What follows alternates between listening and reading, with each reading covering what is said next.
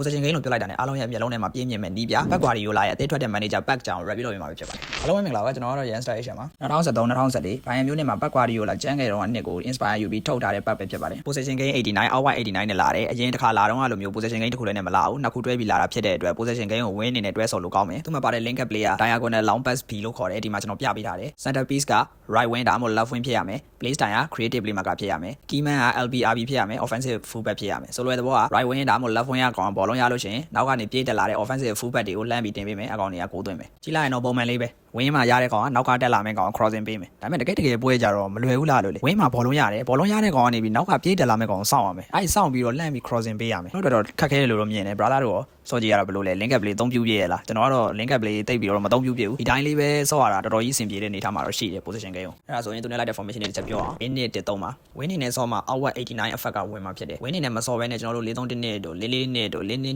နဲ့တို့အဲ့လိုမျိုးတွေစောမယ်ဆိုရင်တော့ outward 89 effect ကဝင်မှာမဟုတ်ဘာလို့လဲဆိုတော့ outward ဆိုတဲ့သဘောတရားဝင်းနေကဘေးကိုပြေးကတ်တာဖြစ်တယ်အဲ့ဒါကြောင့်မလို့ outward effect ဝင်ခြင်းဝင်းတွေကိုထည့်တင်တယ်ဝင်းနေပါတဲ့ formation 3ကို3တင်တယ်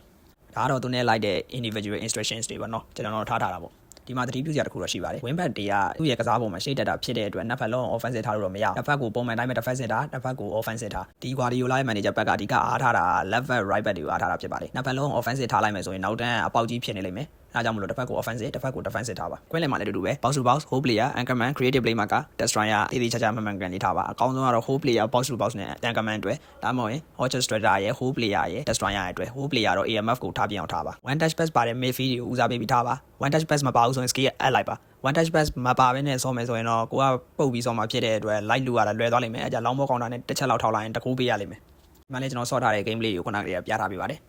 အရှုံးအနေနဲ့ပြောရမယ်ဆိုရင် possession game ကိုဆွဲဆွဲလန်းလန်းဆော့တဲ့လူတွေ possession game ကိုရမ်းကြိုက်တဲ့လူတွေ possession game နဲ့ပဲအေးအေးဆေးဆေးကိုကစားကွက်တိစောက်တဲ့လူတွေအတွက်တော်တော်ကြီးအဆင်ပြေပါတယ်ကျွန်တော်လိုမျိုး long ball counter ကွက် counter ကန်တင်ပြေး player ဆိုရင်တော့ဒီ manager လုံးဝမကိုက်ပါဘူးဒီ possession game နဲ့ကျွန်တော်သားကြဖို့ဆိုရင်2ရက်လောက်ချိန်ပေးပြီးဆော့လိုက်ရပါတယ်အနည်းဆုံးမဆော့ဘူးဆိုရင်တော့ပွဲ40-50လောက်ကိုဆော့လိုက်ရတာပါ AI နဲ့ကန်လိုက် PVV ကန်လိုက်နဲ့တော်တော်ကြီးကိုချိန်ပေးပြီးတော့သားကြအောင်ဆော့လိုက်ရပါတယ်ဒါပေမဲ့ possession game ဆော့ရတာသားကြသွားပြီကစားကွက်လေးဖော်ပြီးကိုယ့်ကိုအေးအေးဆေးဆေးလေးဆော့ကျင်တယ်ဘောလုံးပိုင်ဆိုင်မှုအသာနဲ့တစ်ဖက်ကို dominate လုပ်ထားကျင်တယ်ဆိုရင်ဒီ manager ကတော်တော်ကြီးကိုကောင်းတဲ့နေတာမှာရှိတယ်မိုးအေးလေးကိုစောက်တော့ coffee တစ်ခွက်နဲ့ဖြတ်တန်းနေရတဲ့အတိုင်းပဲ possession game ဆော့ရတာအဲ့လိုမျိုးလေးစီးမျောသွားလိမ့်မယ်ဒါပေမဲ့လက်တော်တော်ညောင်းပါလေ pass တွေရမ်းပေးရတာမလို့ဟုတ်ပါပြီဒီနေ့ video တော့ဒီလောက်ပါပဲဆုံးထိကြည့်ပေးရတဲ့အတွက်တယောက်ချင်းစီတိုင်းကိုကျေးဇူးတင်ပါတယ်ကျွန်တော်ကောင်မ info ကောင်းနေရောင်းတာဝယ်တာလဲတာလာလုပ်လို့ရပါတယ်အားလုံးကိုကျေးဇူးတင်ပါတယ်နောက်ရမှာတွေ့ရအောင်